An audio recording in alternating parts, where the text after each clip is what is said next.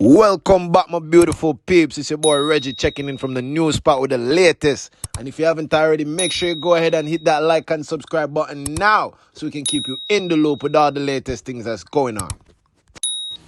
So, my beautiful peeps, it's been a while now. But of course, we have to get back with y'all, keep y'all up to date on what's going on with the Young Thug case, most importantly, right?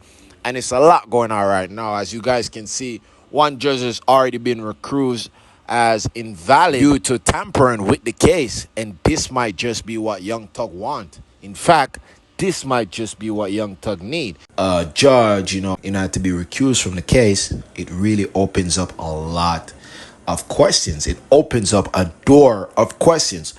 It's so obvious that the justice system has already decided that any motion that was filed against YSL on or after June 12th will be halt and non-existent, right? And that's also playing a part where it's affecting the justice system credibility, which is why Judge Uriel Granville was also recused from the case, because the system understand that they need the credibility of the people. They need the support of the people. Anything that's obvious unfair act, it's going to create a big red flag, that's going to cause the system to get a lot of negative attention, a lot of negative press, and it might even go even further and create even anarchy, right? Now, we're not trying to wish for the worst, but we're just telling you what it is, right? And that's why now Paige Whitaker has decided to take over the case. But here's why this is even a bigger victory for Young Thug. Because the credibility of Judge Uriel Granville, which was the person who had his hands over the entire case the entire time, is now in question. Guess what happens?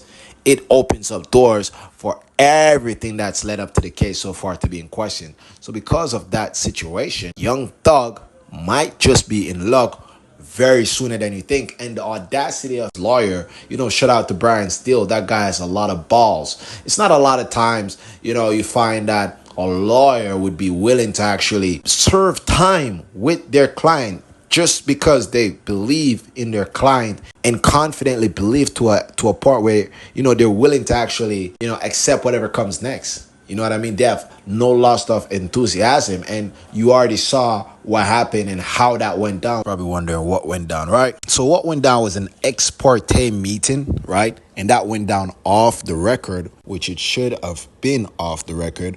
However, the part where the prosecutors stepped wrong and the judge also stepped wrong was when the ex parte, right, is only to benefit one side, right, which is the prosecutors. Now, the prosecutors deliberately made sure that the judge did not inform the defense team so that they can have some alone time with the witness. Now, the witness that we're talking about, obviously, just in case a lot of y'all doesn't know, is Mr. Copeland, which is the key witness in the whole situation of this case that involved Mr. Donovan Thomas that had passed away, right? Now, here's where it gets a little bit more tricky. The judge was taking orders from Miss Hilton, right? And here's what happened. So Miss Hilton specifically told Mr. Copeland if he took responsibility for killing Donovan Thomas, he's going to basically lose his immunity agreement. He's going to lose a lot of other stuff that actually was offered to him by the prosecutors so that he can cooperate in this case, right? So it's almost like a backhanded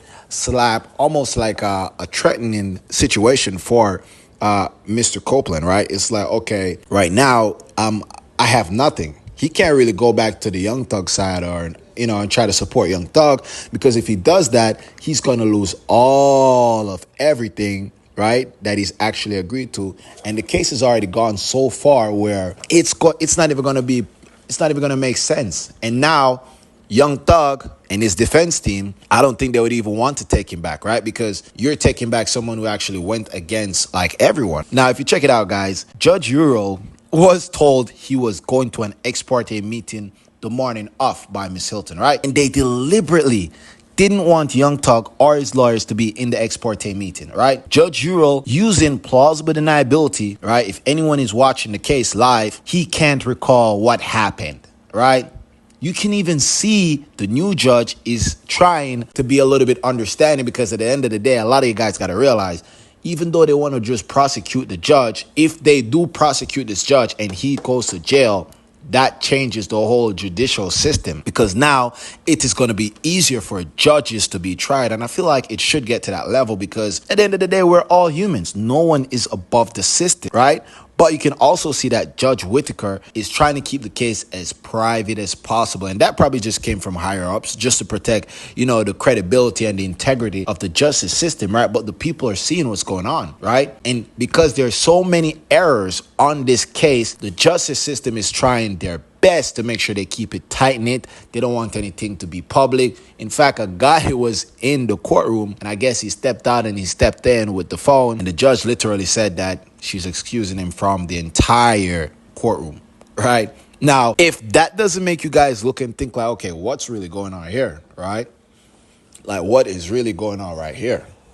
You have a judge that has his fingerprints all over the case, right? All over the entire case. And this just means one thing, guys. Once they can prove that the judge is wrong, right? That he did something wrong by going to that ex parte meeting, or that he withheld information, that he should have given to the defense team so that they could also be present while the prosecutors are talking to the witness.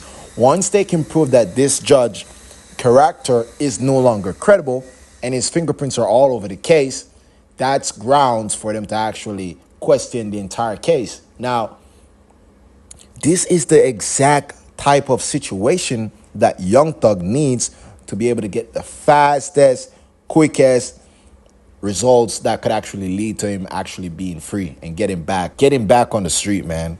Because when you take a look at it, the case just seemed unfair all around now. At first, it was like, oh man, did Young Thug really did it? The songs and everything, but it makes sense now, because you've seen a judge like rapping a rapper lyrics, you know what I mean, in court, right?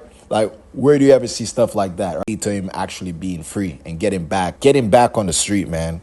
Because when you take a look at it, the case just seemed unfair all around now. At first, it was like, oh man, did Young Thug really did it? The songs and everything, but it makes sense now, because you've seen a judge like rapping a rapper lyrics, you know what I mean, in court, right?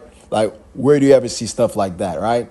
You can tell that, and if any of you guys watch Following Up What's Going On, you guys can realize that, hey, Fannie Willis, which is the main DA prosecutor, right, literally has a personal connection, or had a personal connection with Donovan Thomas. So because of that, she's taking every single possible way to actually make sure that this sticks on Young Thug, because she strongly believed that he had the key role in actually getting this done. And, they're going as far as witness tampering with the judge. So it's a lot of things that's going on with this case that could actually make things actually swirl into Young Thug's favor, right? And you can see that Young Thug's lawyer, Mr. Brian Steele, he knows, it's not even just believe. You can see that the guy knows that they can win this case, that Young Thug should be free. Because no way on earth have I ever seen, a lawyer choose to spend jail time with their client because of what they know to be true. No one is going to just make that up. No one is going to take that risk. No lawyer is going to take a risk that big, knowing that, it could lead to them not having time with their family. None at all, right? And that's what really kind of prompted, this whole situation with Judge Rural being recused from the case. And it makes sense when you look at it now from this perspective and with all the information that's coming out. And you can see that Judge Rural, he doesn't know what he's talking about. He's going through things to try to recall things. Listen, folks, there's one truth only. You don't need to think too hard about it. There's one right answer, okay? One. Especially on matters this big, on things that you're trained to do. How could you not remember, right? The reason why you cannot remember is because the judge is trying to use plausible deniability, saying that he cannot recall, right? Now, how can you not recall a case that big when you're trained to recall this kind of stuff? When you're trained to ask these kind of questions to civilians or people that are being prosecuted?